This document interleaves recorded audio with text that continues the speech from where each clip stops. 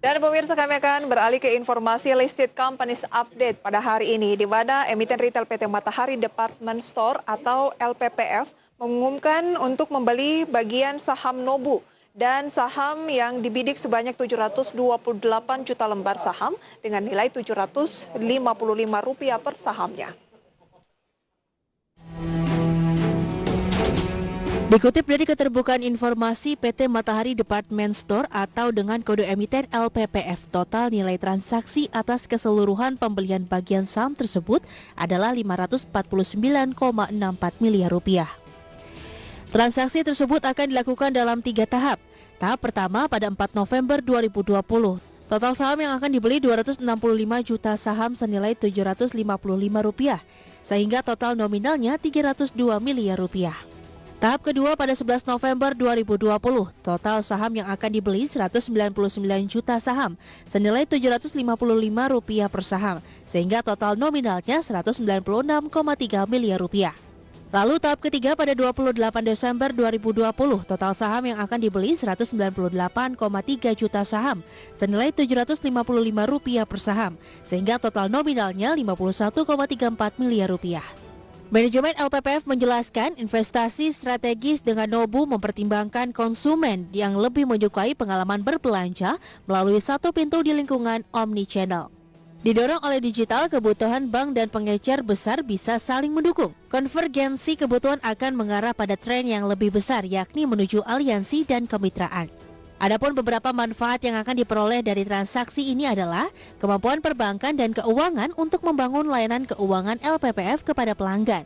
Manfaat lainnya memperkuat jaringan rantai pasokan melalui fasilitas pembiayaan bagi pemasok dan pelanggan, mengurangi beban perusahaan atas pengambilan uang tunai dari gerai-gerai, serta diversifikasi aliran pendapatan.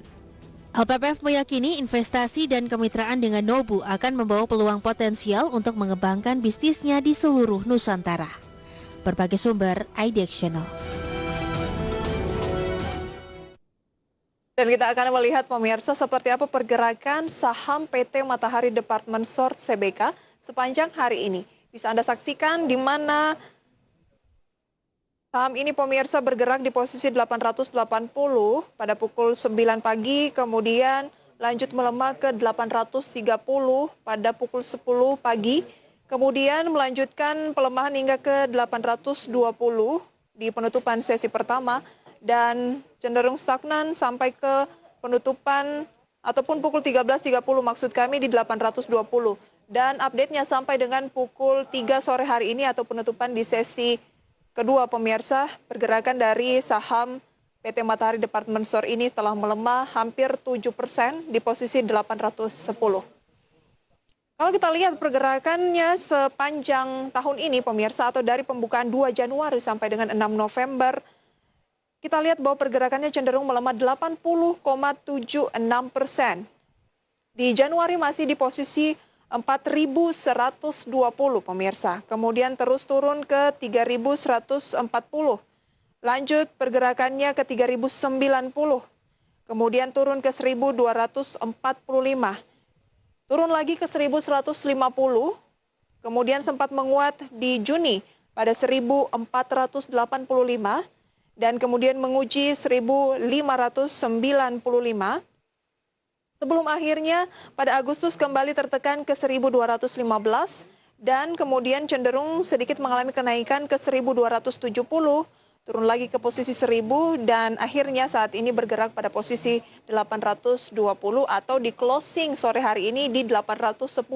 Jadi pergerakannya memang membentuk pola penurunan sejak awal tahun meskipun ada sedikit kenaikan di sana. Tetapi kalau ditarik garis panjang sejak awal tahun melemah 80,76%. Lantas bagaimana kalau kita melihat pergerakan dari segi valuasinya kemudian juga dari seperti apa pernya pemirsa, bisa Anda saksikan bahwa pernya itu adalah sebesar minus 2,62 kali. Sementara kalau melihat dari price sales ratio-nya atau PSR-nya, cenderung positif yaitu 0,49 kali. Price book value ratio-nya atau PBFR-nya itu 2,72 kali dan price cash flow ratio-nya atau PCFR-nya minus 1,54 kali.